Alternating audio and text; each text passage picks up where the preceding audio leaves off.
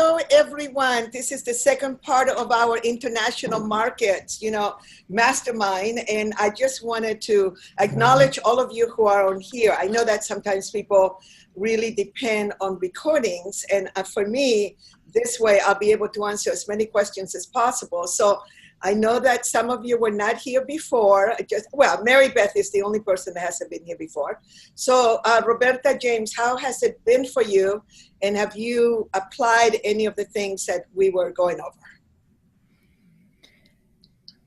Well, I have clients in many parts of the world. So, I certainly thought about that. And I realized that I have no intention of traveling to any of those places. I do everything from this chair.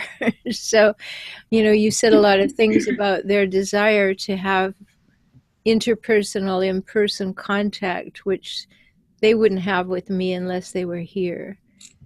But though obviously you have already proven something to being successful. So I acknowledge you for being here on this call because it gives you an opportunity for you to be able to, to test different things. So there are people who are very successful, and I'm glad that Marybeth is joining us because then she has an opportunity to be able to also learn since she's not very mobile. And so there's different situations for different things. But if you are already opening up global markets, that is very good news. That's very good news. Mm-hmm. I've done that for quite a while. I have clients in many countries. And how did you do it? Can you share with us what you did? Well, I've been online for a long time, but I have 2 podcasts and I have a very large YouTube channel. I mean, very large for me. It's had about 210,000 views. That's a big thing. Yeah. That's big for anybody. So people find me, and I have a very narrow niche. So when people are looking for information, I'm among not that many people who show up. So I make myself very, very available. My website is very large. And I have a lot of ways for people to get on my lists, So the average thing that I have learned is that a client will come to me after they have had my information for 2 years. Wow. Wow, that's amazing. Give me a second. So, Roberta, I wanted to ask you, though, can you tell us a little bit, because I feel like you mastered something that a lot of people haven't. So, did you start off with doing a lot of marketing? This would really help others because sure. Really high content. I have so much content out there. I've been online since 1996. So I have articles out there now. My niche, my very narrow niche, only started 3.5 years ago. So, I already had a broad base and I've reduced it into this niche. But it's all content based. So people have had the opportunity to find me for so long.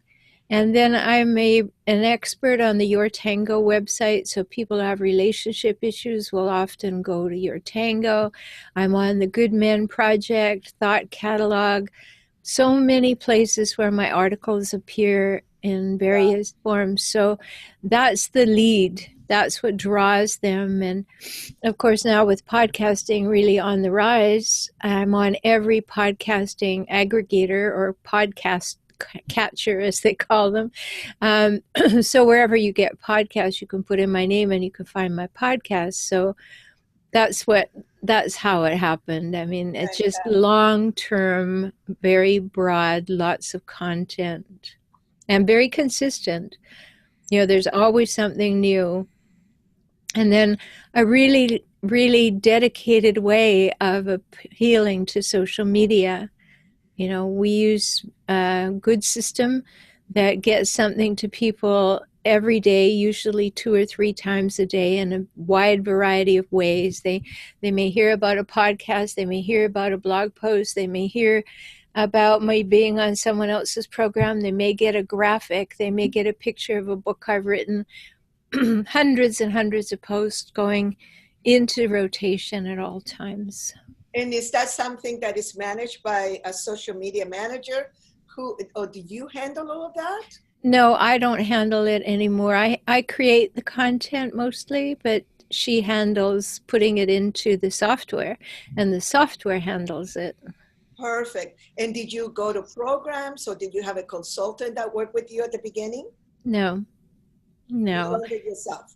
No, I tend to I'm very technically savvy, so I've had a computer since 1974. So Right. I can usually figure things out pretty quickly. And then I have a couple of contractors that work with me all the time, and if we can't figure it out, well, we'll go get some help. But we didn't need help with that part. Okay, so here's a very good example for everyone that's listening to this and here and that will be in the future. So this is a very good example of when you have to really see what gifts you really have within yourself. So if you're really good at something, like I probably would be really good like you, Roberta, if that is what I did. And because my business model is licensing, and so I have, partners, promoting partners that do all of that for my programs, not for me personally. But I know that some of them are very good at marketing. They're very good with computers. They're very good with social media. So like, the work that they do in Australia or they do in Japan or in Malaysia, Singapore. And then of course the Chinese programs are something completely different because one of the things that they do is they have a lot of WeChat. And this is something that we'll be talking a little bit more a little bit later, but a lot of Westerners, a lot of Americans don't realize that WeChat and just download that app anytime is one of the biggest, that's the big thing in Asia. And if anybody wants to go international, and we'll be talking about languages a little bit later, you definitely need to have a WeChat account. And you physically will have to have a partner, or you will have to go to China and open up an account, have a Chinese phone number, and open up an account with US $1,000. I think it takes about half an hour. We're going to be doing that. And then if you are blessed and have the contacts, and we know some of the people that can get you into WeChat, there are certain English speaking instructors and trainers that are in that platform. And they will charge for a little, for a lesson for 1 hour, they will charge maybe 6 yuan, which is $1 US. But if it goes viral, that's one, and 1 million people watch it, which is not uncommon, and then give it to others because you have such good content. That's $1 million US into your account. That's 6 million in yuan. And at that point, the biggest thing that you'll have to do is make sure that you know and understand international accounting, international markets.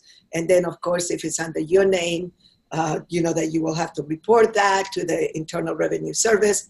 Because again, I want to remind everyone, especially if you were not here on the first lesson and you haven't watched the video, that as a U.S. citizen, once you take money under your own name, no matter where you are in the world, no matter where it happens, if you're a U.S. citizen, you must report that income. And if you don't, you actually go to jail because that is called tax evasion.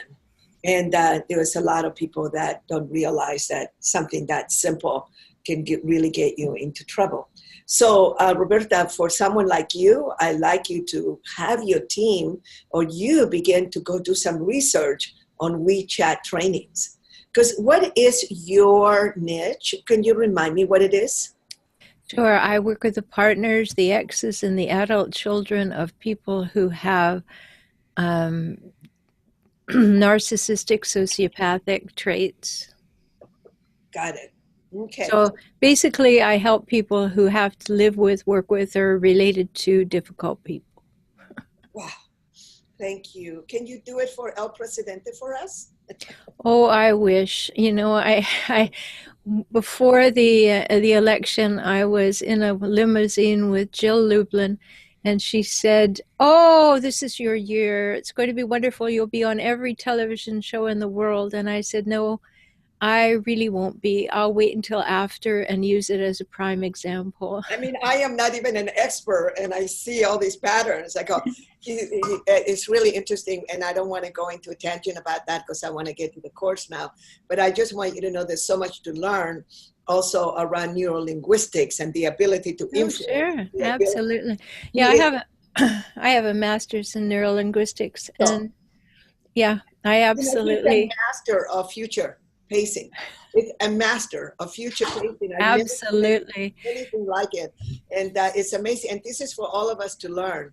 And James, anything you'd like to share? Anything about what you've been doing with your assignments? And everyone is learning from all of this. We are not wasting any time. Yeah, for me, I'm wanting to be much more strategic in the way that I look at international markets.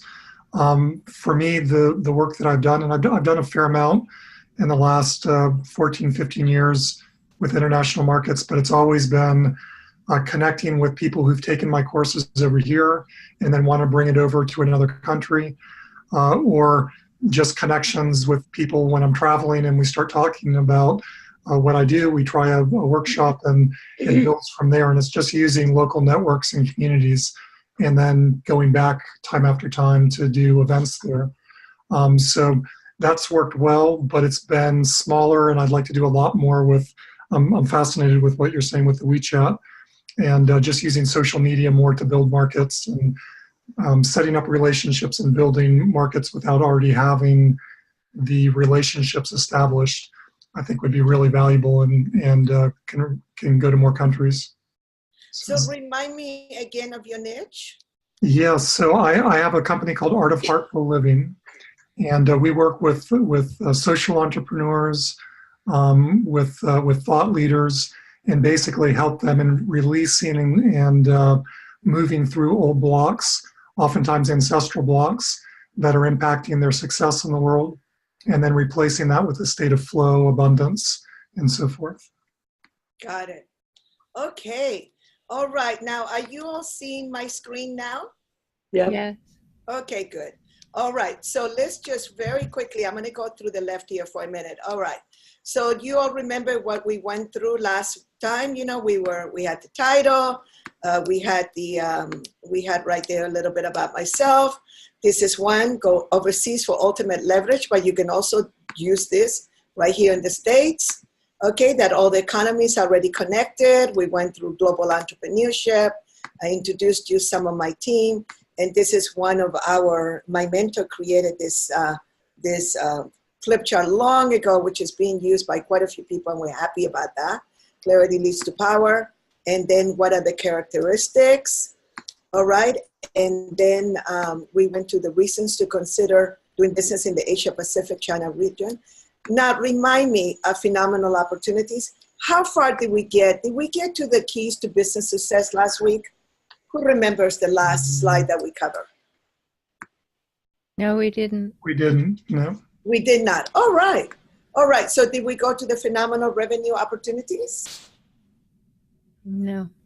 Okay. Okay. Did we go through China? We talked about China, but I don't remember that slide. Not that slide, no. Okay, and how about this one? The reasons to consider doing business in the Asia Pacific region. Okay, so we'll pick it up from there. And Marybeth, we're not including you because you were not in the last one. Were you in the last one? No, but I went back and watched it. Okay, perfect. Is there anything you would like to add? Did you do any of the homework? No, I think I was busy on a course called Money and You. Yes. Marybeth attended Money and You, and she had an opportunity to meet people from, I think, about 11 countries. Mm-hmm. And so, you know, she made some amazing contacts in there. And again, I want to all of you that if you don't want to go and go overseas, that's a really good room. The next time, if you want to write it down, is September 16th through the 22nd, 19, sorry, September 19th to 22nd, right here in Oceanside. All right, so what I'm going to do is I'm going to go ahead and just open up. Now, remind me how I do this. I think we do this, right? There we go. All right, everybody can see the pages now, right? Yes. Let me just go back. Okay, so 2/3 of the world population lives in the Asia Pacific region. A lot of people do not realize that. So the Asia Pacific region means, let me tell you, the biggest one, China and India. That alone, if you get your things and you make it concise and you make it smaller, like for instance, we have one of our classmates in the Transformational Leadership Council is a wonderful man by the name of Vishen.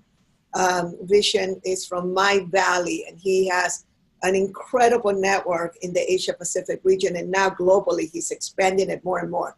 But one of the things that he taught us at the last DLC and that we're looking at implementing is to have segments of just 20 minutes. That's how you first get people to begin to know you on 20-minute segments. It's a little bit, of course, like TEDx, and then you go ahead and introduce them to more, but just remember that basic. So if you get your work there, and there are many foreigners that are in that part of the world and people who live there, who are teaching, who are sharing the information. Roberta, I can see why you have so many articles and people that follow you, because this is something that, mental issues are becoming now more common and common and common, and people don't know how to handle it. So you add tremendous value, all of us, with everything that we teach. But there are certain things that are so niche, and if you get in with governments, like I shared a little bit earlier, then you will be able to tap into this market. So this is what we're talking about. These are the different countries. So you will have this at the end. You'll be able to, I will give you the whole copy of this after the next session. And so you have Australia, New Zealand, India, Singapore, Malaysia, Indonesia, Cambodia, Thailand, South Korea, Hong Kong, Taiwan. I mentioned all the ones there that I actually have markets in. And because I have markets in there and we're connected, you have markets in there. And then, and so just Marybeth, would you share for just a couple of minutes what it was like for you to speak to these leaders? I mean, we had influencers. We had Ken Honda from Japan, who has sold, I believe, 3 million books. You know, only one book. He has 50 books, 50 books. So he's like the best known publisher and one of the best known publishers and authors in Japan, in the Japanese market. So you met him. And then you met our partners from India. So what conversations did you have with them about expanding your markets to that part of the world? Not as long as I would have liked, because we were pretty busy. But yeah, we had certainly beginning conversations and good possibilities of follow-ups, because we were exploring what each other did and taking time to listen to the skills or what they were bringing, what they were wanting, and what I was doing. And that took its own time. And I think that will develop quite nicely into too much more. So it was really more getting to know you than real deep discussions about possible business, but the businesses itself. And I should add that I have 2 books that are translated into Chinese. I can't read them, but yes, I have books. I have not known how to leverage them. They're in the music world in China. And Roberta, you have what? I have books in 7 languages. Okay, so now if they are in Chinese particularly, now you have WeChat. And then for you and your team to start really exploring, and all of us, James, and all of you that are listening to this is what we were sharing about last week, that you go ahead and start looking for groups in Facebook and Instagram, in all of it. My understanding is if you put a hashtag, Japan, you will find all these different groups. And, like the hashtags make it a lot easier for marketers.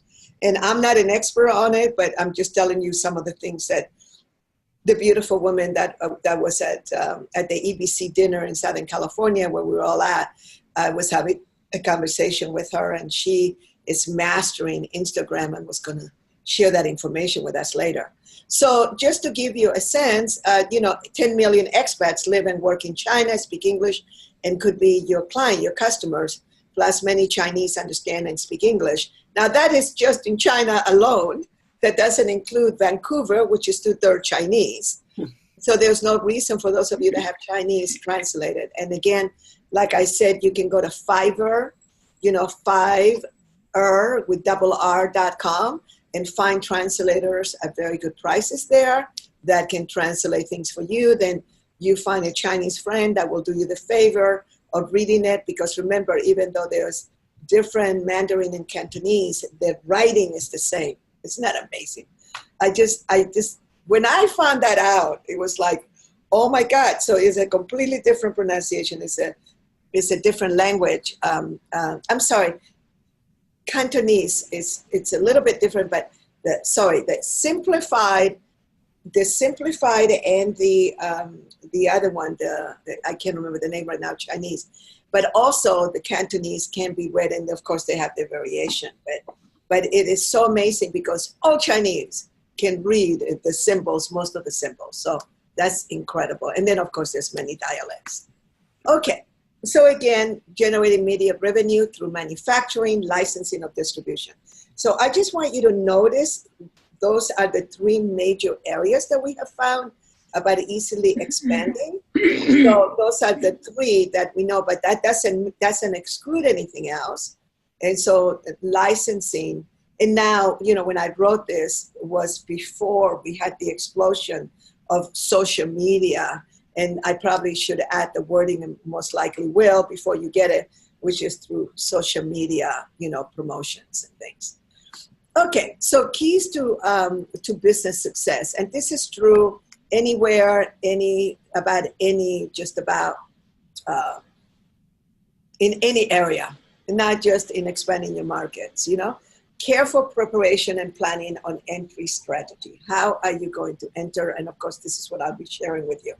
Learn to think in terms of both or and rather than either or. This is really important. This is an interesting thing because when you can actually see it. When I first started learning this a long, long time ago, I began to see it in a lot of the writing, and I still see it when people are being inclusive and when they're not being inclusive. And then there's an either or. And again, not to pick on this government, but right now it feels like an either or is a prime example of that as opposed to both. And all parties, political parties are doing this, not just one or the other. They're like really separating. I know the Democrats are doing their best to kind of extend, but then they get into some policy conversations and then it becomes either or. So it's a lot to learn. Okay, so in China, we're still talking about China here. Deals in this one, deal sourcing and closing still one cheat based only on people I know personally or through my network. So this is really important. You need to find trusted networks. You can WeChat when you're selling a lesson for $1 for an hour. So you are introducing your work, and you can have many of those. But once they begin to be more interested in you and more interested in you, and then at this point, either you travel there or you send someone there, and then you do all the things that I'm going to teach you. And with local partners, you really need to do research with them. Like, for instance, I'm being introduced for this new partner in India. And I was when we were having a conversation with them, we were having a meeting, I was very blunt. And I said, you need to tell me that when I do research on you, that is there anything I'm going to find that you need to tell me about now? And then he says, no. And I said, this is the time to do it, because if I find anything and it's been sitting there for years, then it will establish like a trust. He says, no. And because of all his government ties and he's the head of all these organizations, I would imagine that it would take me 1 minute and then, so my team will start looking, but that's what we do because they're becoming partners and I'm licensing my programs. And so it's really important because that could affect me. And then also it could not, it depends. It just is important for you to be very clear with people that are coming in. So in China, again, clear understand Chinese law and government policies associated with foreign business activities. That would be true everywhere. So earlier we had talked about where we have English law, right? And so I listed all the countries right off the top of my head. Of course, the US and England and just about all the countries that England originally conquered and then had to let go, including India. And then, of course, Singapore. Malaysia has a pretty good version of it. And, of course, Australia, New Zealand, not Indonesia. Indonesia is a little bit different. They have some, but Indonesia, to me, it's like I love the Indonesian people, but that's to this day continues to be a roguish country. So as the emerging countries like Thailand and Vietnam and now, Brunei is really in the news, because of the way that they do certain businesses. So when it's a very comprehensive experience for you to begin to, you have to be comprehensive in order for you to know how to work in those countries. And then that includes the dressing. We'll talk about that a little bit later. And then all the things that you need to do in that particular country. And you get clear contracts and agreements in place early. But then also you have to remember that they are, instead of putting like in your agreements that this will be, say, negotiated, or you will have somebody that will be working with you, you don't put the you don't put the California legal system. You will then find like the Hong Kong, there is an international, and if somebody please emails me, I will put it on the you all have my direct email. I will find out the exact name, but it's out of Hong Kong and it's an international courts. And when you put it under your agreements under that particular one, then you have the ability to be able to have any problems there, and it's like an amazing court. The other country, of course, that as you already have heard, I'm very partial to, is Singapore. When people do business out of Singapore, they have their business in Singapore, and they're Singaporeans. For me, it's like a set deal.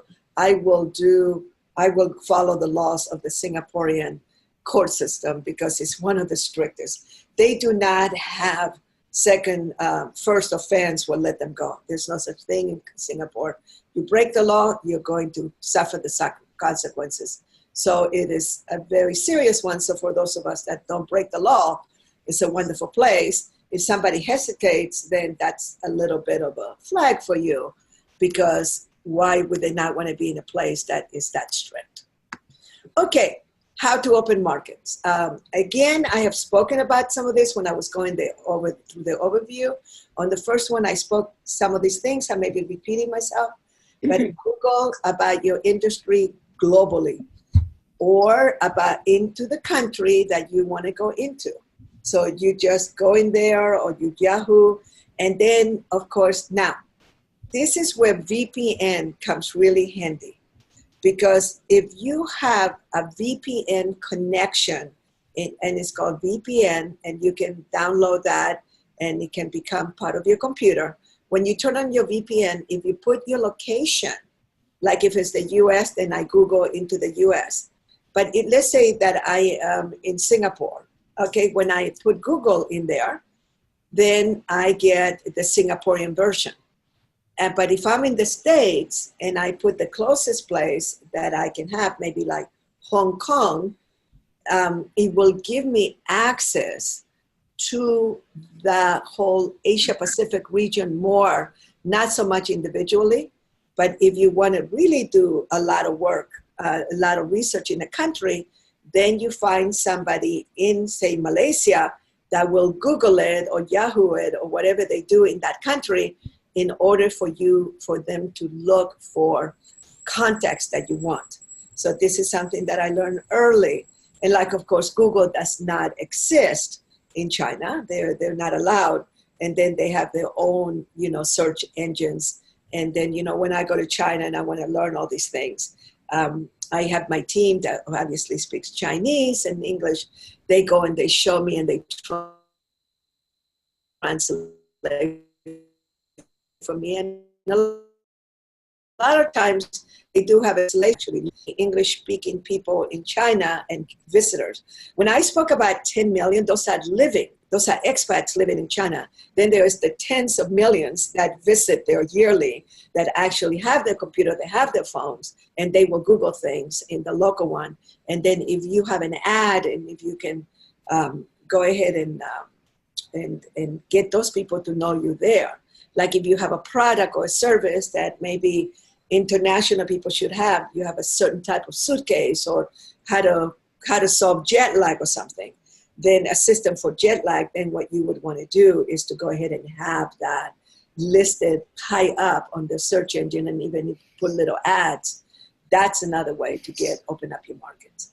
And of course, look through social media sites for your industry groups, start joining those groups, make contacts. So you have to decide what country you want to do business in. That's really important for those of you that are just getting started. So Roberta, I'm sure she could, and Roberta, you may want to help us out. Maybe my fourth session is going to be on supporting everyone that has applied the principles, all of this, as much as they can in their business. So maybe, if you don't mind, maybe you could teach us a little bit. I love to learn. So even if you spend half an hour with us, just exactly what you did, if you don't mind, No. because none of us have your niche, Right. that I know about. So call the Trade Commission office of that country and do research. I called up the Malaysia Trade Commission, and this actually was the consulate. And I asked them for posters, and I asked them for things from Malaysia. I got about a week, 2 weeks later, I couldn't believe what they sent me. They had sent me all of these posters and little cards and magazines about Malaysia. I was so excited because we were doing a business school in Malaysia at that time. I at my Next Money and New program, where we were sharing about going to Malaysia for the business school, I had all these Malaysia posters everywhere when it came to promotion time on Sunday, because we only sell we offer things only in a 1 hour span. We're not a sales, we don't do that. Marybeth will confirm that, right? Marybeth, we only make announcements on 1 hour, that's it. The rest of the time we're working on yourself, on your business. But we had that, so if you desire that, many countries will provide that for you. So you contact association in your industry that hold global conventions. So there could be a convention right down the street from you. LA, New York, San Francisco, San Diego, Denver, Atlanta, Chicago, and then there's Florida, Seattle, Vancouver. Oh my God, Vancouver has amazing. LA has a, right around Chinese New Year's, they have this huge conference, market out of LA, somewhere in Covina or something. And it's all these Chinese people, global, and mostly in Chinese, that get together to share their product and services that they create both in China and in America. And everything has to be translated to English and Chinese. And that's where people come and see the latest, because the Chinese in China love American-made products. I keep passing this word to someone. There are certain sites, but if somebody had a really well-organized site with nothing but American goods that can be sold to Chinese, you would be doing America a great favor. There are some, but not really big. And so when people say, well, they can just Google it. But if it were just specific and in Chinese and just saying, here are the best American products, they love that. It just, the US continues to have that reputation, even though without them realizing that many of the parts are made in China, then they are assembled here in the United States, and then they call it American made. But it's, so just remember this, and this is really important for you to remember, that China makes cheap products because that's the specifications that was given to them by Walmart, by the big cheap companies, okay?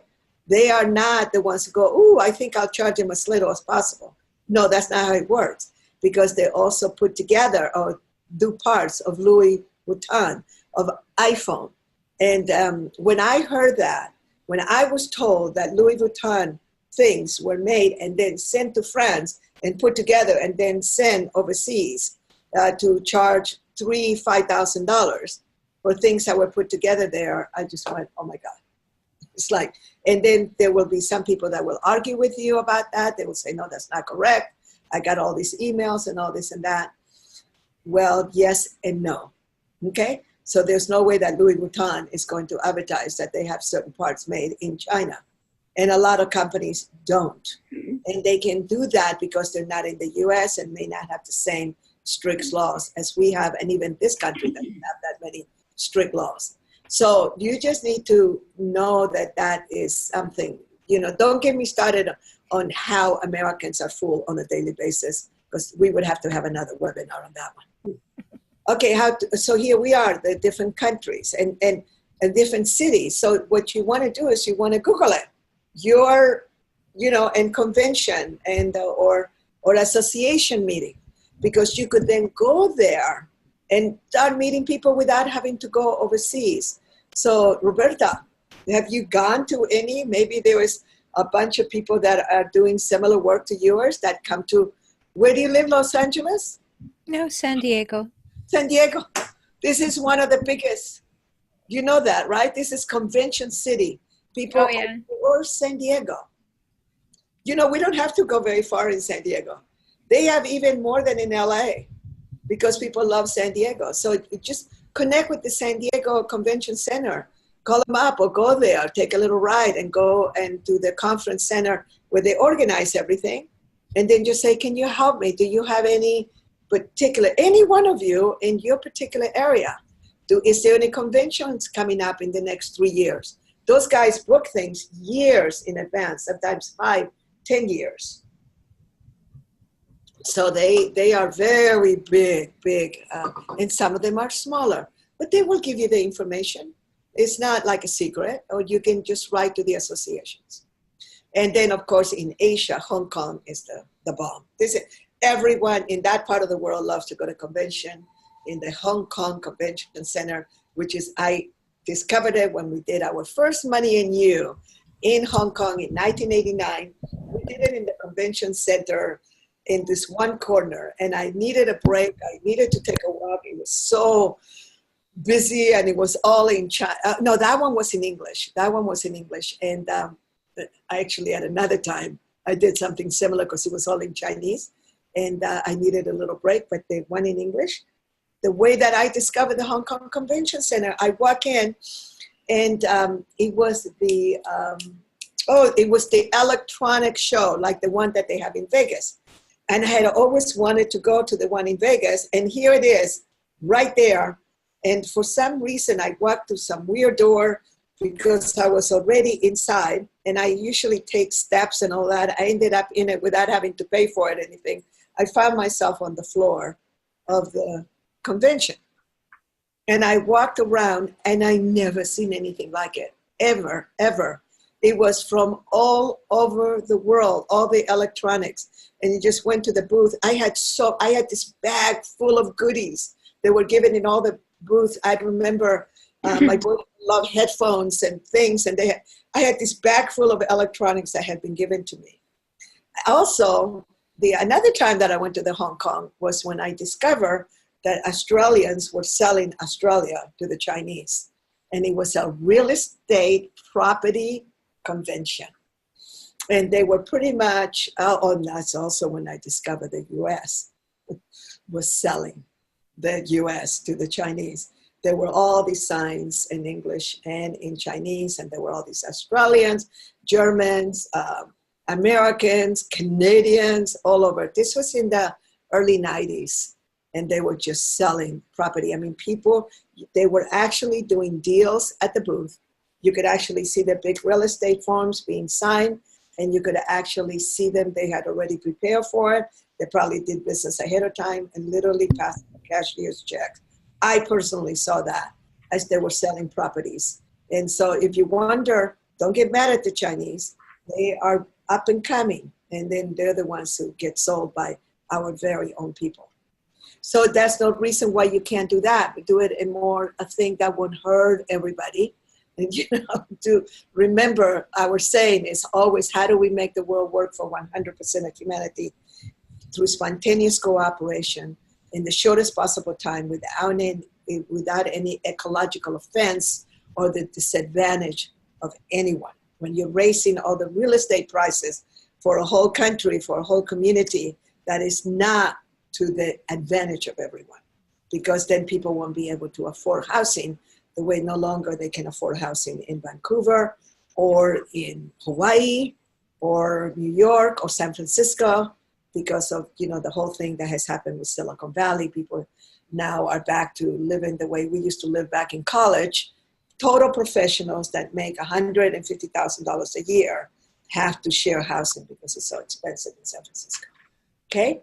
So, as you can see, I have pet peeve causes that I sneak in whenever I can. Anyway, research your country, region for international conventions gathering. I already said that. Use the same skill that you would use for networking locally to expand globally.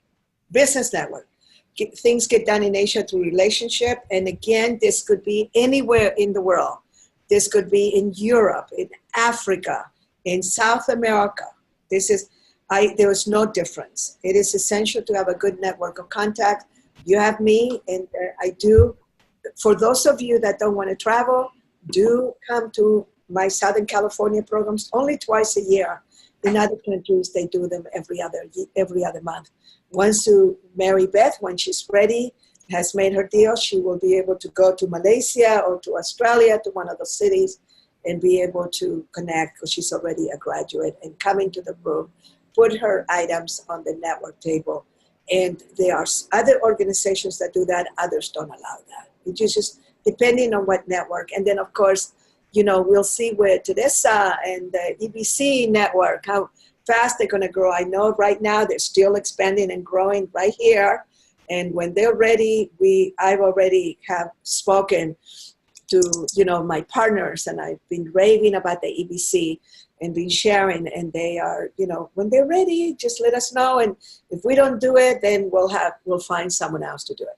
So because I experienced the program, because I've experienced the people, and, and the dinner we all had was even more lovely than ever. They're just my kind of peeps, So I feel comfortable recommending. So when you want to find someone like myself that really believes that's a champion for you, that can open doors. And then Teresa will probably go there. I'll be able to support her on how we work with them. I'm able to give her more details because we're in a similar industry. And reciprocity refers to the exchanging favors between individuals and groups.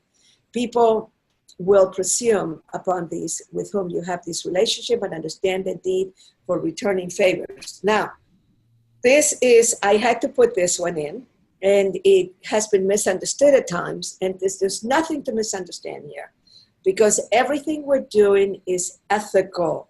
It's the way that we do business. When we connect with people, we have a tendency, but you can't just be the taker, and you can't just be the giver. You have to establish from the beginning a reciprocity between you. And if it's going to be money, if it's going to be commissions, if it's going to be affiliate commissions, however it is, you need to go ahead and create an affiliate program. Even if you're not in the seminar business, even if you're not on the online product business, you can actually set up affiliate programs where you give people links for just about everything. Just the way, it's a lot to learn about Amazon. They have a 2-tier affiliate program. So there are people getting wealthy by just recommending Amazon products. You probably are familiar with that. And if you're not, you might want to research that a little bit. And then, I am very involved with the blockchain platform where they're connecting all this internet through a platform, all these people through the internet, they're connecting them through their own internet. And then it's a 2-tier if you choose to do it.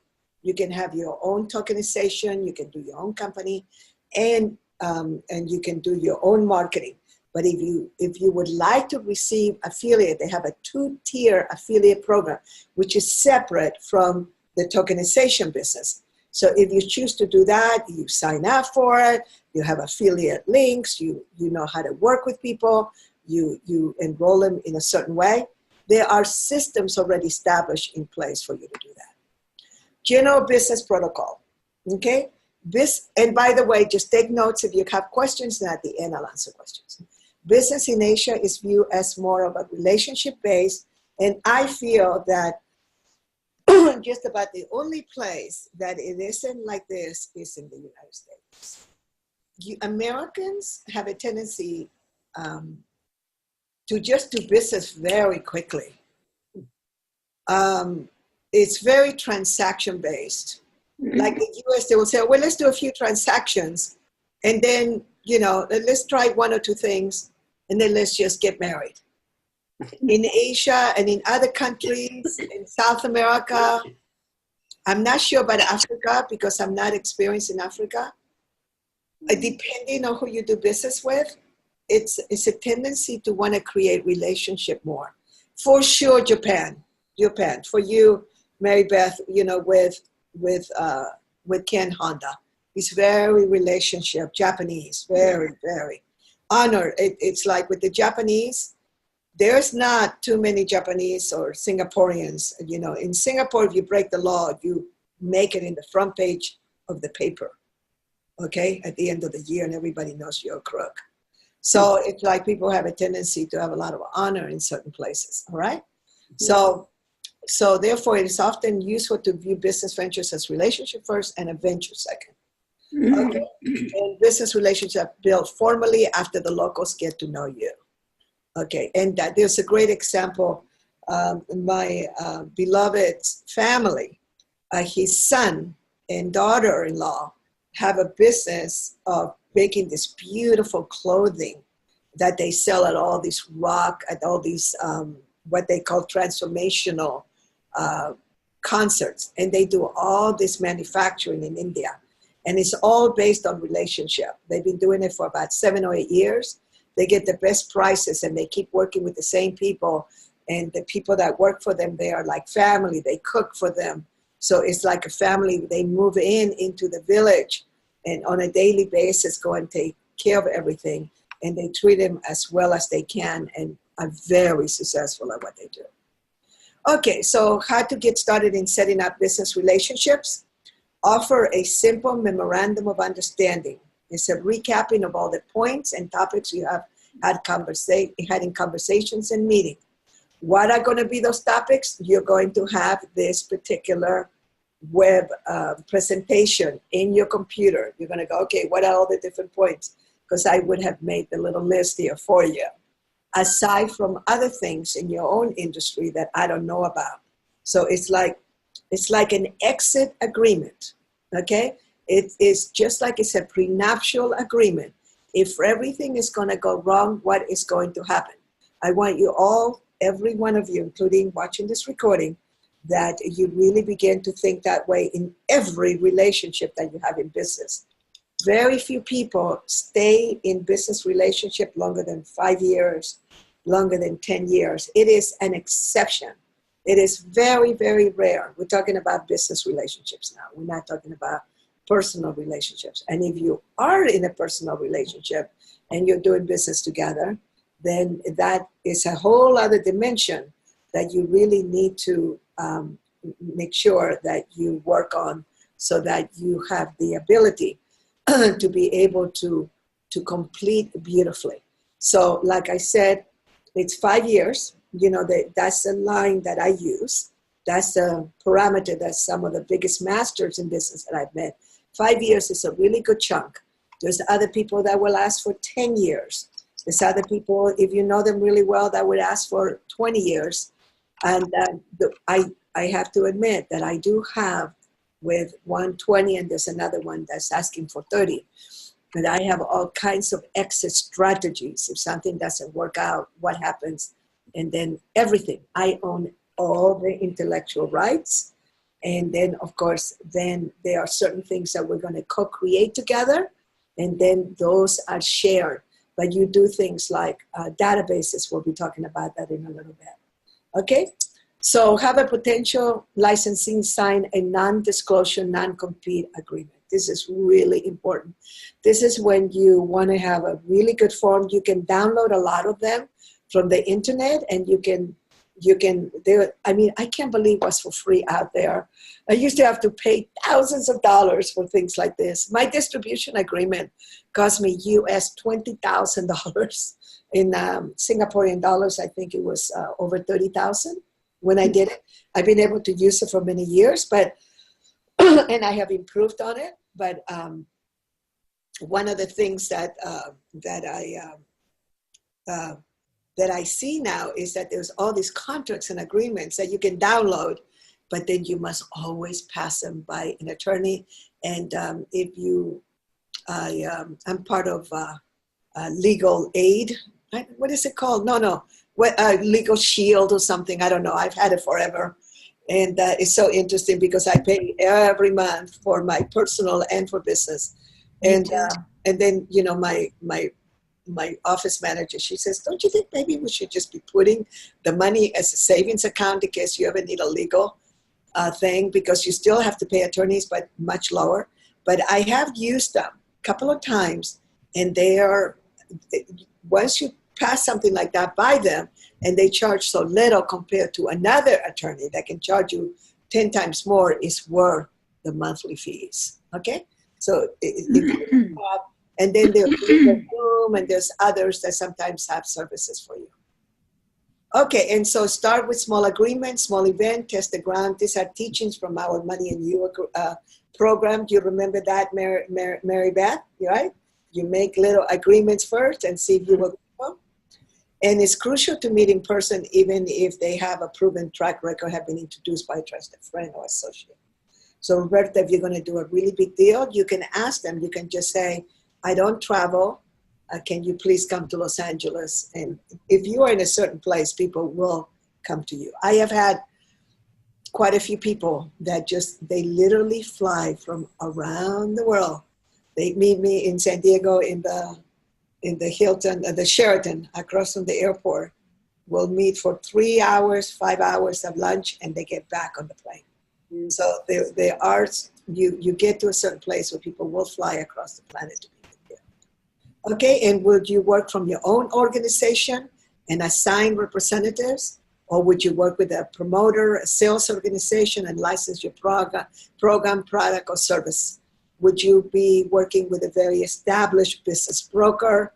And that's when it gets really exciting, because again, you have to be doing a lot of research and doing study. But it's worth it, because you're opening up the world. I know by this time, I taught this quite a few times, so I know by this time people begin to say, oh my God, this looks like so much work. It is, but you're establishing a global organization, okay? So foreign market sees things differently. Okay, so no promotion or free offers on your business cards or marketing materials if you're going into government and large corporations. So some of you have seen my cards. I think all of you have seen my cards, right? You have seen my 3 cards. You saw my regular one, the one that I've had for 40 years.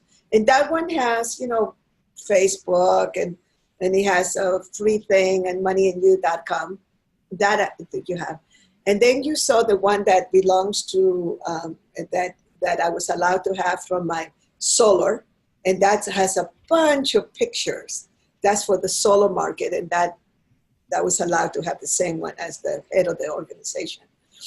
And then you saw the one that has the pink card that in the back had the question. If I go into government or large corporation, I use that one. So that one, immediately, having been knighted was one of the greatest gifts that happened to me. I didn't know that I deserved to be knighted. It was very interesting. But I had no idea I was going to work with governments and big companies. I had no idea. It even got me out of trouble in India. And I took nuts. I always carry California nuts with me. and the India lady was going to take everything, was going to take all my food, all my vitamins, everything. They opened up my suitcases. Half my suitcases were full of stuff. And it was like I was going to be in deep trouble. They were going to take my anti-parasite stuff, everything, okay? And it was like, okay, I have to think of something. And I went, give them your night card. And it was like, and then I just gave them to them. And then all of a sudden, the whole energy shifted. Because for them, in certain organizations, unless it's fake, and like I said to them, can you Google me? Can you just look me up? This is for real. Just go ahead and Google DC Cordova, and you will see that I really am all these things, and that I am a CEO, and I am the owner, and I'm a leader. So please Google me. And as soon as I said that, she just looked at the card and took it and says, go ahead, coming in, welcome to India. It was, so depending on what business you're in, what you're doing, there are certain things that just, they are looked upon very respectfully. Okay? Become more of a diplomat, ambassador of your industry. For all of you, right here, all of you that I can see, I know that what you have is something that you could just represent. The well-being, the mental well-being, the emotional well-being, the transformation of cultures, being able to speak more powerfully, all of that. So you are now an ambassador. And in our industry, we use the word program, not seminar, not workshop. Most people don't know this, but I'm the person that actually put the word workshop on the planet in 1980. Nobody used that except IBM. I've been able to only trace one for their internal programs. They call them workshop.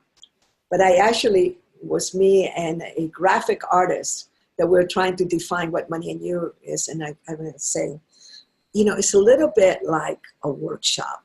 Like when we used to work workshops in high school when the boys used to go learn. They didn't allow me to go in there.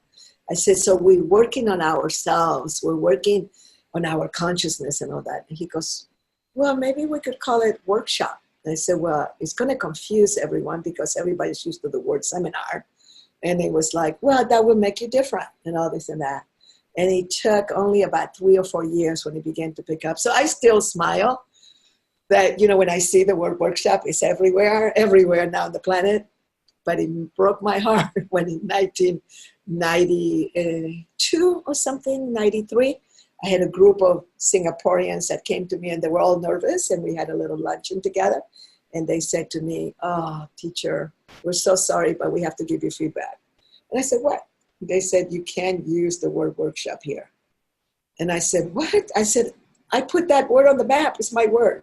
And they go, oh, okay, sorry. But workshop is California woo-woo. It's like a workshop is something. And I go, are you sure? And they said, we are absolutely positive. We can't call it Money and You workshop. We have to call. And it was then that we came up with the program. But now it's grown a lot more, but it still is much more established. So depending on what you're doing, it depends on what you're doing. And research whether that word is used in your industry. Okay? So now, let me see. I'm going to do this one, and then I'm going to check and see for questions. So the different cultural values, you can see Asia Pacific, and then the Western countries. When I say Western country, I mean, not only the US and Canada, Australia, New Zealand, and also Europe. This is Western countries is all those different countries. Even though Australia is in the Asia Pacific region, I have seen, I met people in Singapore that did not want to do business with Australians. And I have told Australians this many times. This is not a secret, that because they were so, direct. So in that part of the world, in that, including India, harmony, indirect, they ask all these things indirectly, can drive you a little crazy. They're very much community-based. I tell people, without it being offensive, I tell the Chinese are like the Borg. If you're a Star Trek person and you remember the Borg, they are one mind. Do you remember anybody? Roberta, you remember the Borg? Yes? And Marybeth, did you ever watch Star Trek with the Borg? No? Okay. It was a one mind. Not very nice people, but they did have one mind. Rank and position, that's what we're talking about, that if you're a Dane, whoa, teamwork. They're more accustomed to teamwork, and they're process oriented. Okay? And their big button is shame. You do not embarrass someone. And with Westerners, it's guilt, making them feel guilty. Isn't that interesting? It's a very interesting thing when you're doing things. Okay, so let me just, let me see how to escape from here. All right, so let me just take a look. Okay, so this is about right. Would you like me to go into one more? It is now 2:04 and I want to answer questions. What would you like? You let me know. James, Roberta, what would you like? I'm open. I don't really have many questions. Okay, James? Yeah, I'd love to do one more. That sounds great. Okay, and what about you, Marybeth? Yep, I'm good for that. Okay, all right, so let's do a couple more. Okay. Again, I'm talking about in Asia, and because this is the biggest market, okay, this is why I talk about this part of the world. But again, it doesn't exclude other. I think Africa is a little bit more different. And I would love to, if you know anybody, next time we're together, if you know anybody that does intensive business for many years in Africa, I would love to know. I don't assume anything. Even though I was in South Africa once, and I was treated so beautifully. It was like really hard for me. I think if I went there, I would just be committed to handling poverty and also women's issues. So I kind of haven't returned there. So some Asian culture, particularly Chinese, don't like doing business with companies they don't know. So working through an intermediary is crucial, and there are quite a few. And again, you have to do research on those people. And so they can act as a reference, as an interpreter, and navigate through the bureaucracy, legal system, and local business networks. Now, as to interpreters, I think I mentioned this a little earlier, that what you want to do is if you're going to get to a crucial meeting, you want to bring a friend that understands the language, and they can sit there and check on the interpreter. You don't just, especially if they're local, and especially if they were provided by the person you're negotiating with. It's not lack of trust, and they're not going to take it. You just simply say, I just brought along my friend who helps me and, dissect this, and yes, he does understand your language. And that will make it very clear to them that you're no dummy. It's like, this is like not talking directly, but this is like, okay, this is what we do. Okay, and they will often be asked questions that potential partners would prefer not to make directly. This is some of the biggest thing they will ask. Now, if somebody comes all the way to America and wants to do business with you, it's very different in American soil or in UK soil. You can then ask questions that you may not ask in Chinese soil. It is that simple.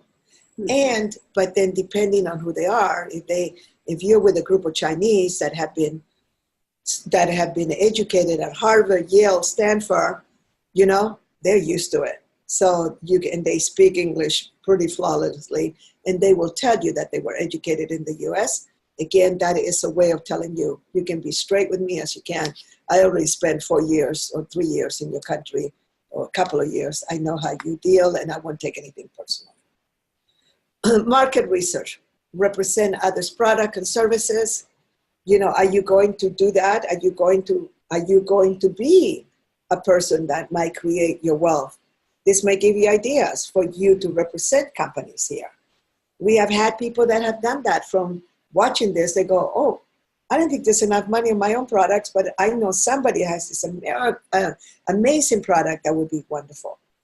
What is acceptable for you to take with you? Okay, so that what I mean by that you can physically take with you, but also that you can export and that you can do there, that you can represent.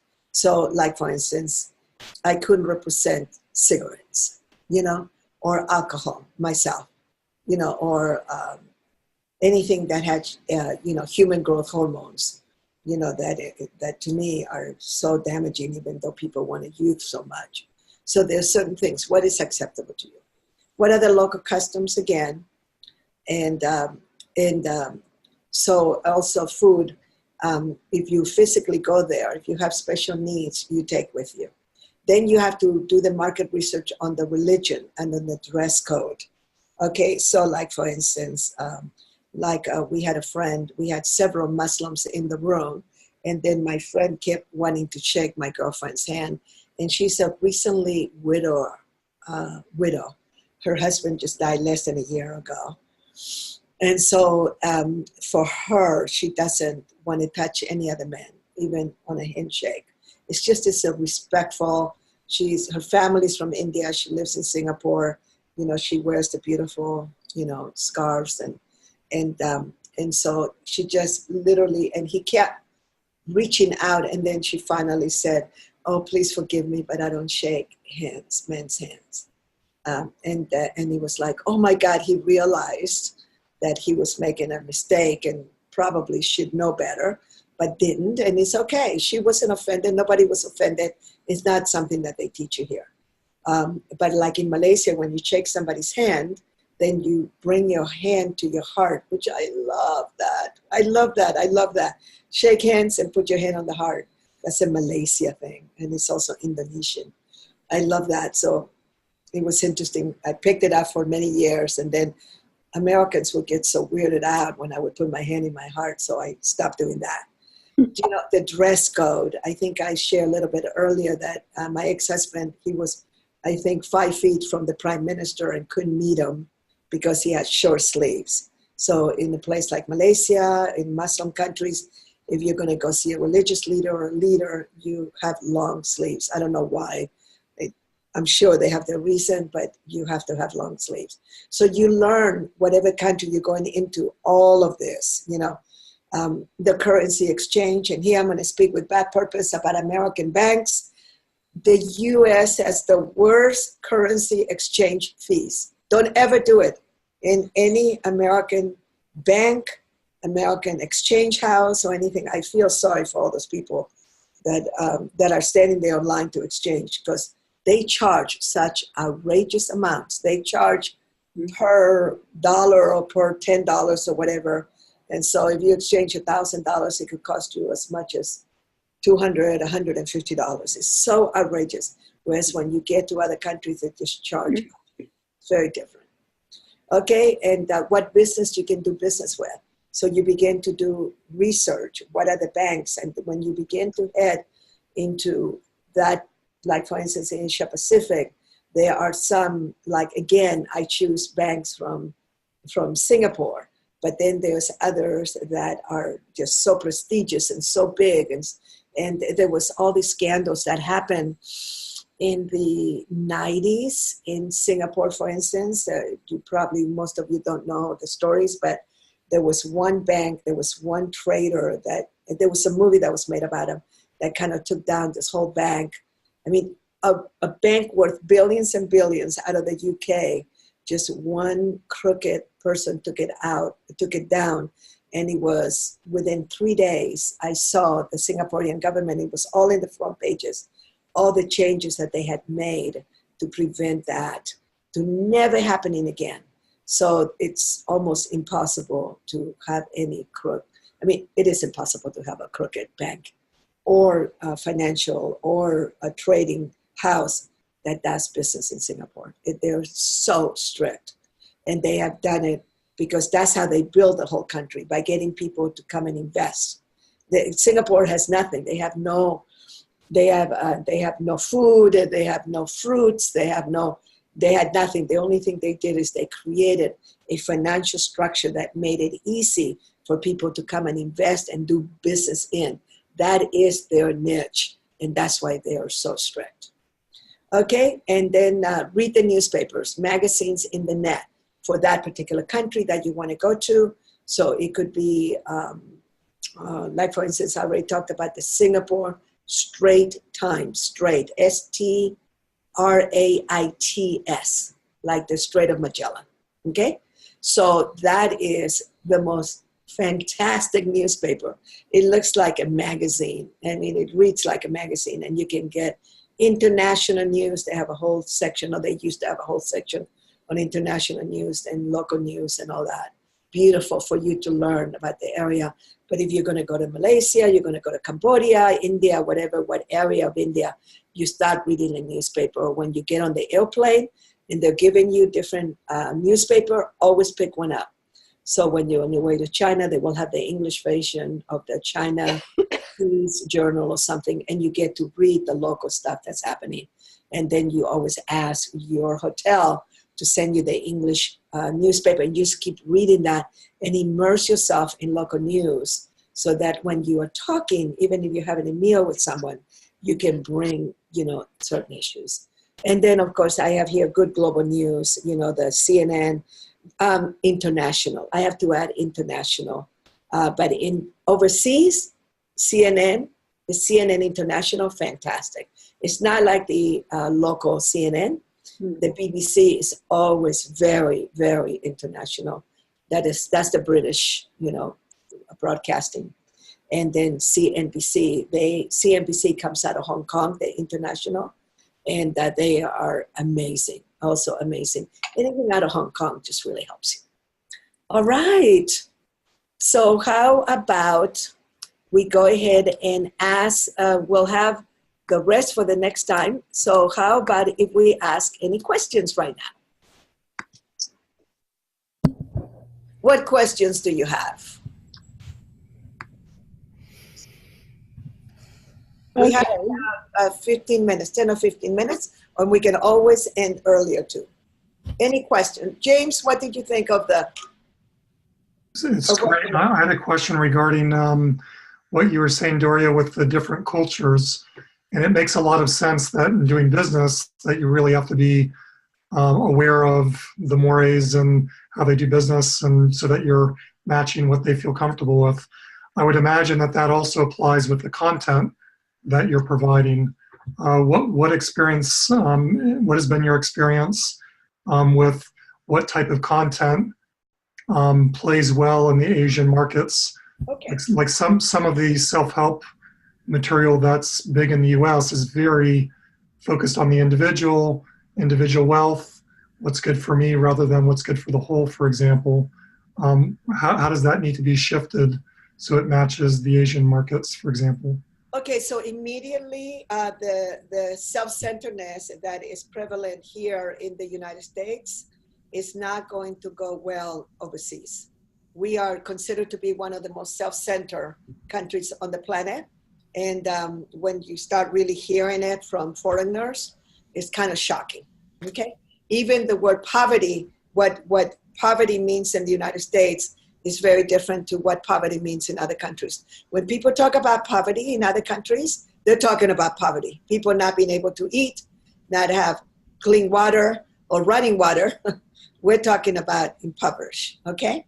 So you always want to add, as soon as you leave the US, you want to add how you're going to do good for your community and for the world immediately. They're much more connected. And of course, in the US now, there is such beautiful, all the young. I mean, for me, like when I've gone to like Hive, it's a very young network of beautiful young people. That for them, everything is global. Everything is taking care of the... when you get with groups under 30 years old, it's so amazingly moving to me because they are such beautiful people that really are so much caring about the world. So that's one thing that I would do.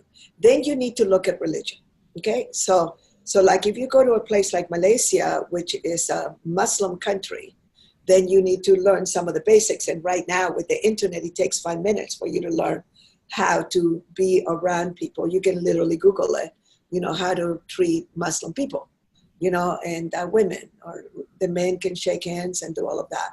But again, I already mentioned that.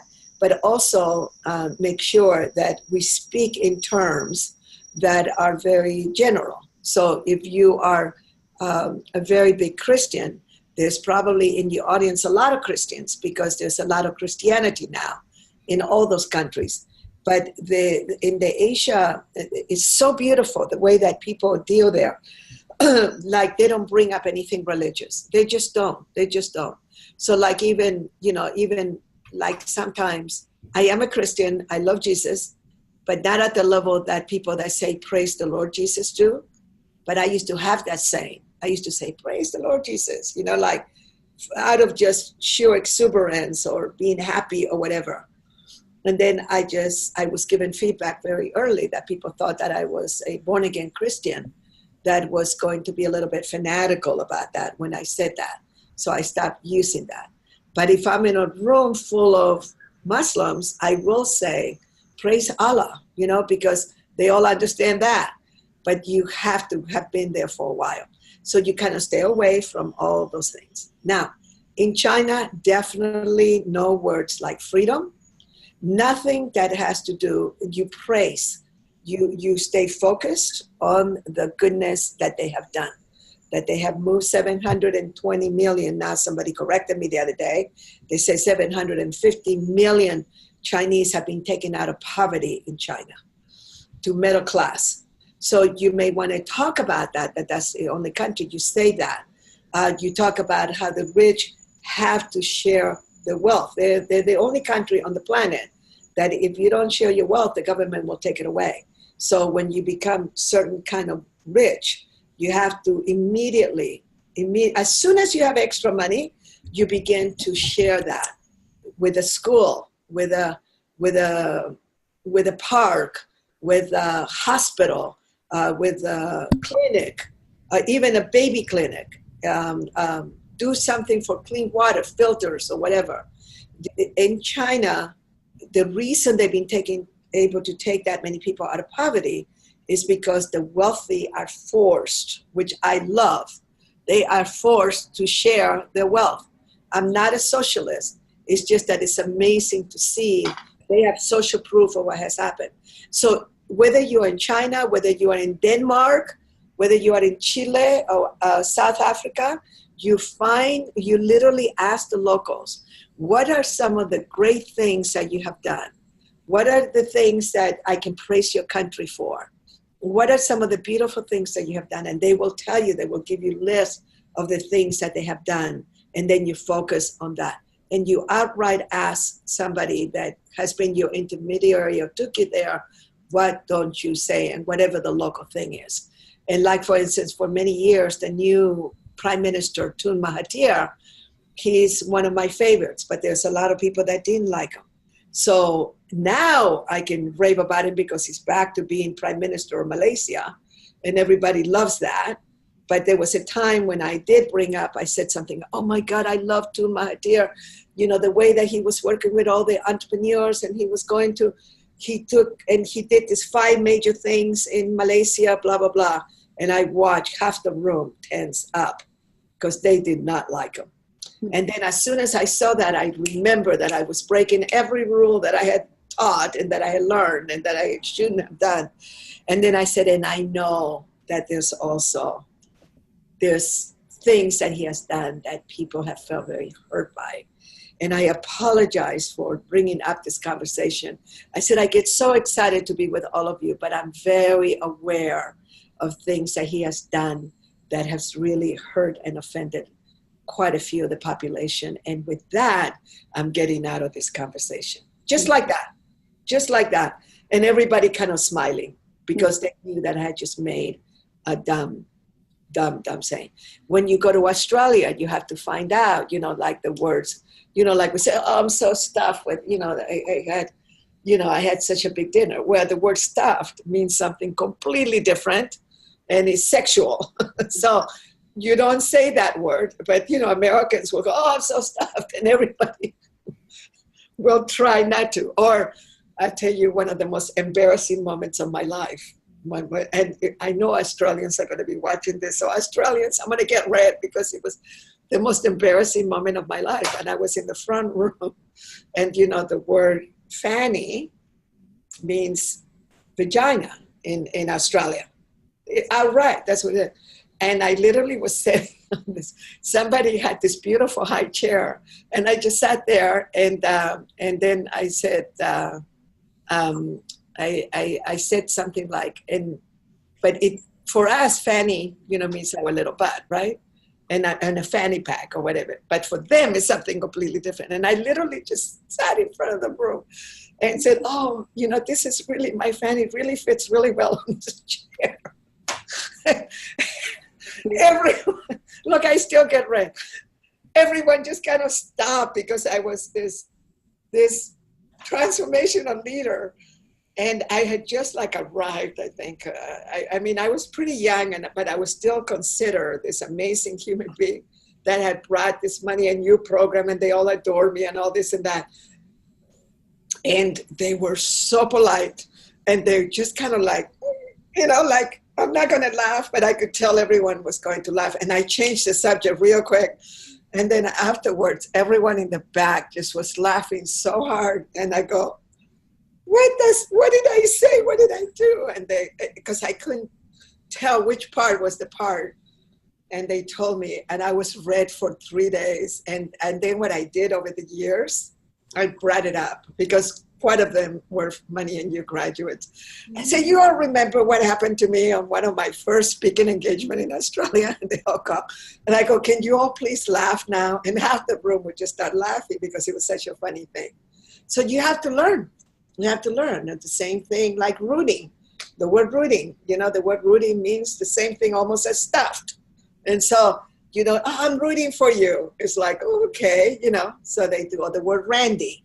The word Randy is Randolph. The word Randy for us is just a name. The word Randy for them is horny. So they got all this. I go, listen, you guys, how many sexual words are there in Australia? Can everybody give me a list so I will never say it? Everything is sexual around here. I have a name, Randy. Yes, Roberta? In Britain, if you're going to go around to somebody's house and wake them up in the morning, they say, I'm going to knock you up in the morning. Yes. Right? So these things, when I was, this is not in reference to words that have sexual connotations, but I was on a speaking tour of Thailand, and I was talking about personal growth things, James, so it's back to your question. And on 3 separate audiences, people came up and they said, thank you. You're teaching us how to be a good Buddhist. Mm-hmm. And that was very important to them, that I was speaking about things that made them a better person, that made them a better Buddhist, in their opinion, right?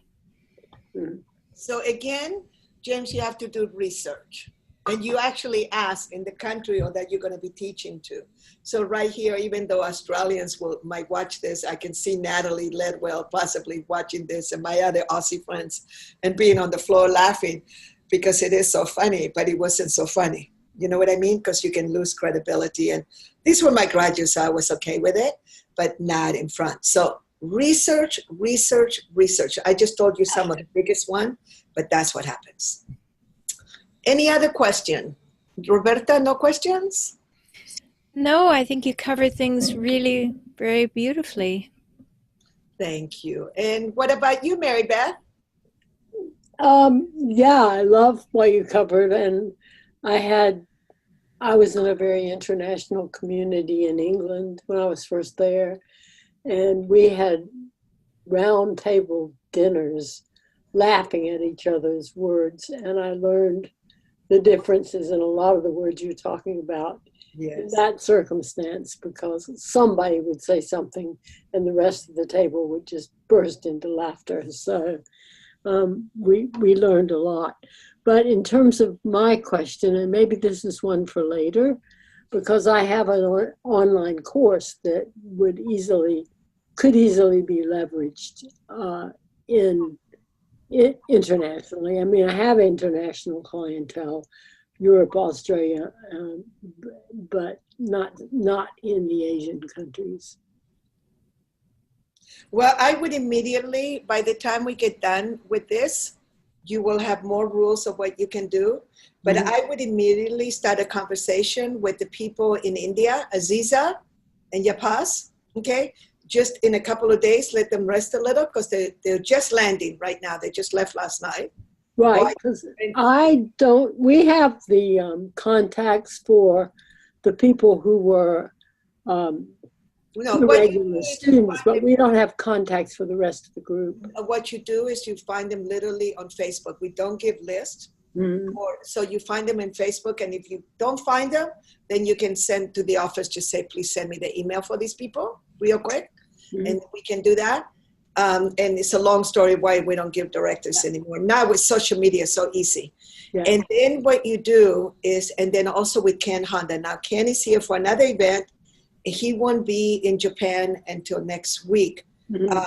But make sure that you come back to the reunion that we're going to have by phone, Mhm. and then put the word out again, and then begin to have a conversation with them.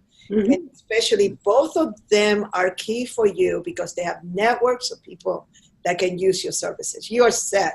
You're set even if one of them, for instance, Ken Honda works with 15 best-selling authors that he makes them best-selling a year, and they all speak. And maybe you could even work with Ken. Ken is very successful. He will not mind paying you your fees, or, exchanging them for, for commissions that he may receive. He's very generous. And so immediately you begin to now build relationship with them. Just by email, and just letting them know, and maybe giving them access. Just say, can you look through this? And I'm just sharing with you that I happen to know their schedule. But today, for instance, Ken could be available. And so you could send him something today. I know that today he's kind of resting a little bit. So I thought I would give it the week that we we established as our borderline before I did any of that. Yeah, we have a rule in Money and You not to make any major decisions for 7 days, just so for those of you that haven't attended, because people go through such changes and transformation. We like them to sober up, including signing up for some of our advanced programs. They have 7 days to think about it. So we don't like to sell people in the heat of when they're so happy and ecstatic. We like to do what we call sober selling, when people really choose to be in our advanced program, if that's what they want to do. So anything else? Are we all set? We can go? Thank you. Thank you very much, Doria. Thank you to Thank all you. of you. Have a beautiful, beautiful month until I see you again, and go and do and put to work some of these things, okay?